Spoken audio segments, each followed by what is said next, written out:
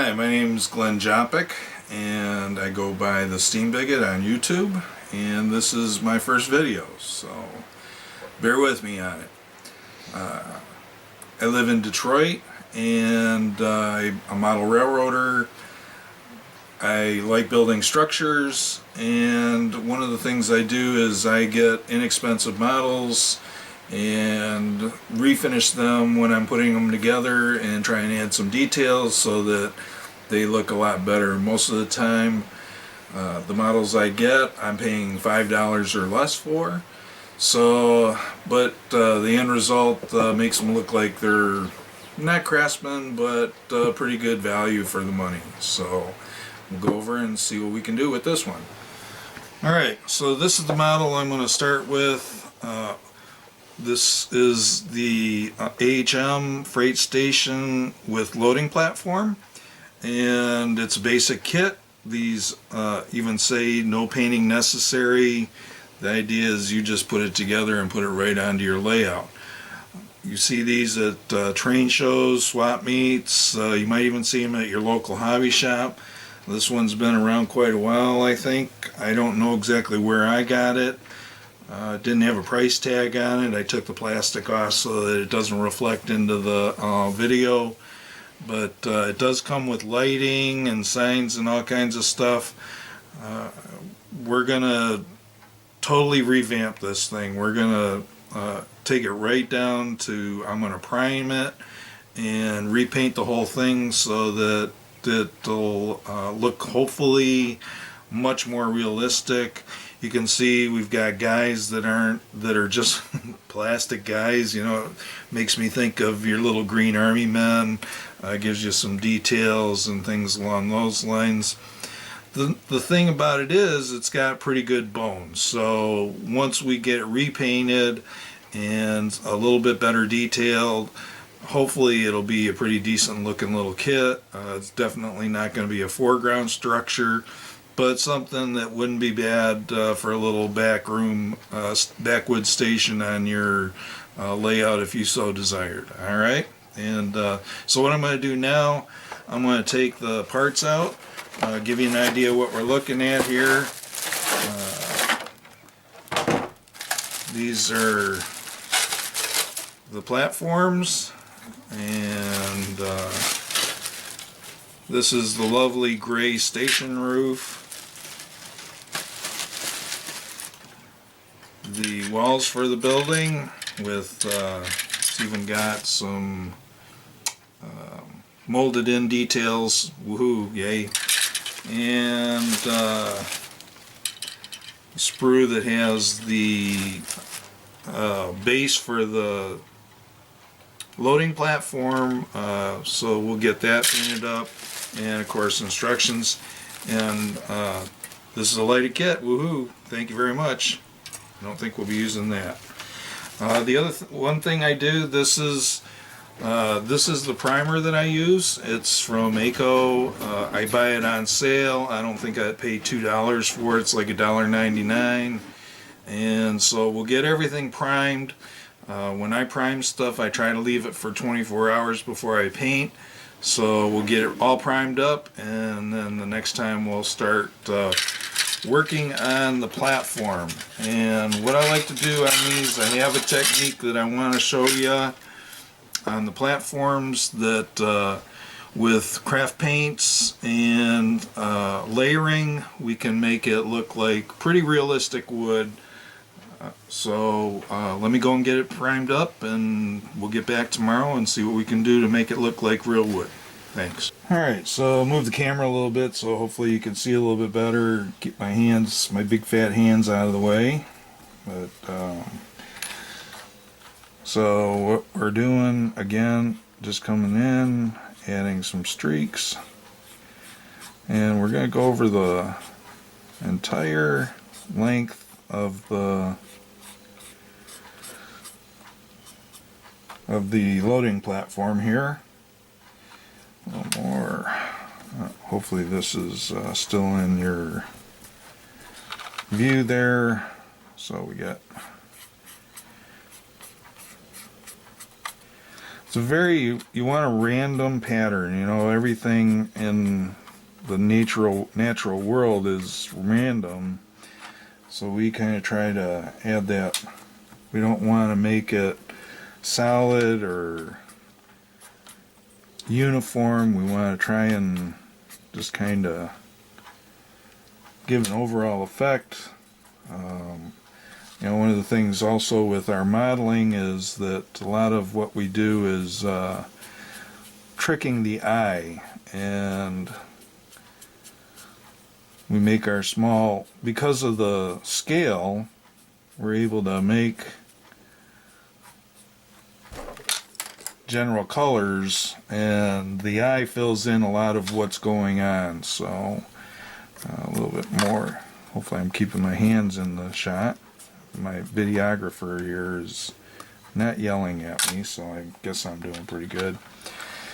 So that's our first shot on it, and I know it doesn't look like much now, but we'll get the next color started on it, and give me half a second to get that one ready. Alright, getting on to the next color. I've got a water bucket here. I'm just gonna barely clean my brush a little bit. Not taking a lot of it. Again, we want to keep that brush pretty dry, but I wanted to get most of the darker brown out, and we'll start on the raw sienna at this point. Shake it up just a little bit. I had pre-shaken most of these. These are pretty inexpensive acrylics from the craft store. Nothing. I find them, get them when they're on sale for 99 cents or whatever, or 2 for $2, something along those lines. So, and they work really well as far as this technique goes. I use them on almost all of my structure model kits, and for a lot of general purpose stuff. I don't spray them, although I have tried to spray them. That's something I'll probably experiment more with in the near future. I'm trying to work out a deal with the management to see about getting a compressor and another airbrush. I do have an airbrush. I have a compressor, but I don't like the compressor I have at this point in time. So that's a future thing. So let's go ahead and move on to the raw sienna, and we'll take a little bit of that. Again, you're just taking a little bit of it, and as you can see, some of it gets blended with the other color, which is, you know, again, blending colors. We're layering, and we just start adding another layer into it, and working through, trying to kind of hit spots that didn't have any color on them, so that we're starting to fill up all the space on the boards, and you can start to see the effect that the overall effect that's coming through on this now. When you look at decks and wooden boards, loading platforms, things along those lines, you get all different kinds of colors. Some of them have been painted in the past, and some of them were just the raw wood, depending on what they were used for. On this platform, I'll probably make it look a little more weather worn, so it'll get some more grays and blacks, but I wanted to get you an idea on the basic technique here, and we'll probably take it through to final coloring for it once that'll go onto the actual model. But you can really see it's developing an appearance of actual wood coloring in the raw plastic. So just adding this little bit of paint really makes a huge difference. I've used this technique on decks of flat cars, and also, if you're familiar with Tichy or Gould, they have their wooden ore cars. I did the interiors of wooden ore cars with them. I've gotten a lot of compliments on that. That's another one that would make a good project for this technique.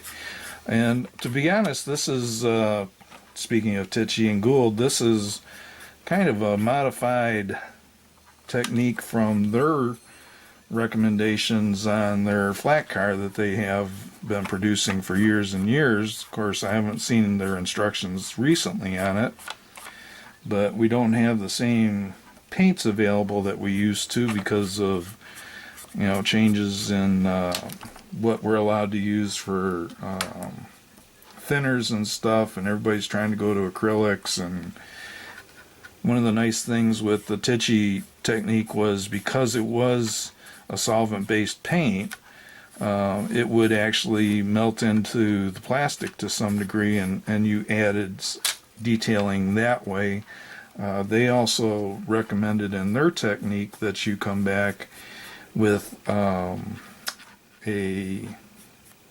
file, like a nail file, and do some etching onto the boards with the nail file. Now, I have done some of that, and I kind of like it, but you know, I haven't really found it necessary on a lot of the work that I've been doing lately with this type of weathering technique. So I'm getting a little not quite enough paint, or as much as what I'd like at the moment. So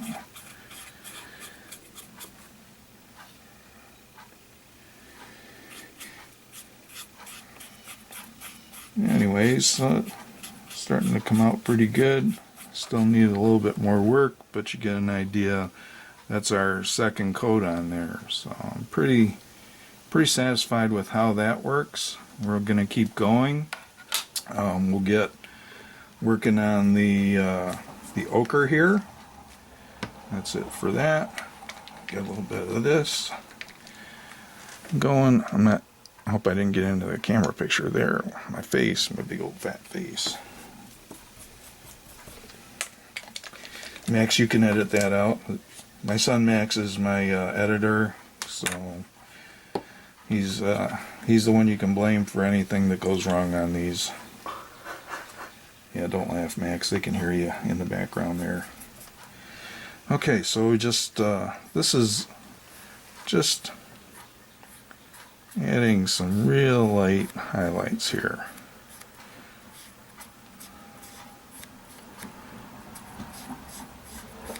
Not using very much of the light yellow at all, really.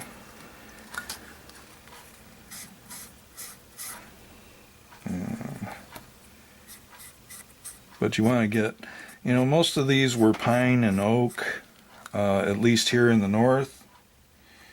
So it's a yellow to tan type wood. Whoops, that's a little bit much. And so, you know, all it takes is a finger, and it's, you know, that big old blob's kind of gone there. So that's why, and it came out very gray when it weathered. So I think I'm going to come back one more time with a little bit more of the asphaltum. I just want to bring out a little more shadow into it. And again, that's just going to be a very light coating with the asphaltum. But I just want to darken up the green just a little bit, add just a little bit to it.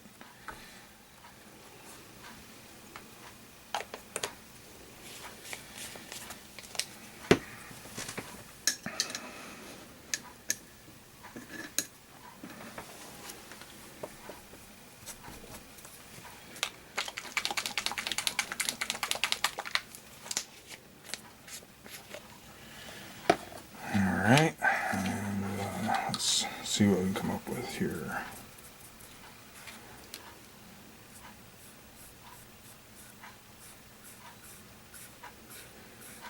You know, a lot of this is just feel, and, you know, nothing's going to be exact. If you do try this, I suggest you keep at it. It's a technique that takes a little bit of practice, not a lot, but you know, it's the ones I did earlier in my modeling experience are obviously not quite as nice as the ones I've done later. Try and keep this in the camera for you. And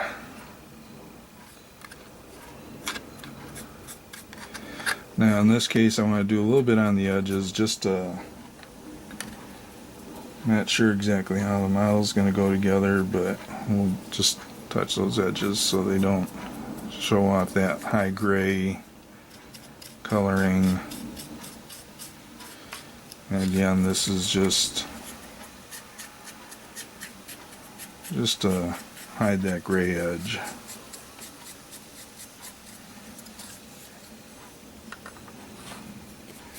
But it's not like a solid coloring of it, it's just enough to kind of bury it in the shadows. Alright, that's pretty good like that.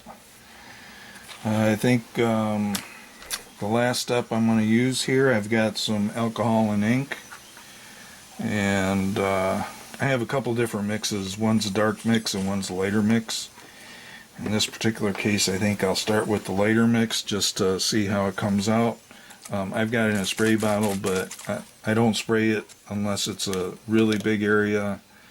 I do have another brush. This is just a cheap plastic brush that I picked up somewhere down the line, and I just use that. And you always want to go in the direction of the grain for the most part. And keeping in mind that the alcohol also will dissolve the acrylic paint to some extent, so you do add some more blending when you do this.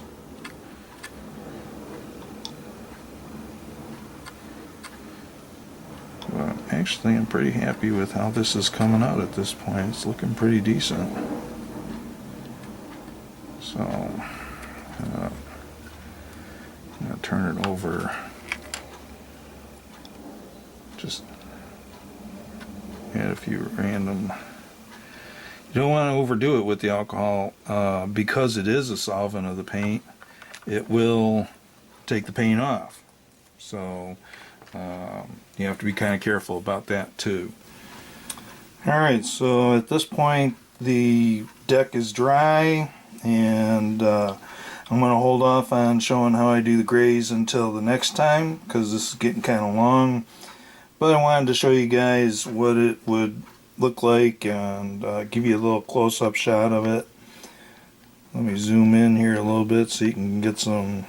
Hopefully it won't do too big a shaky cam here, and but you can really see a pretty nice variation to the wood.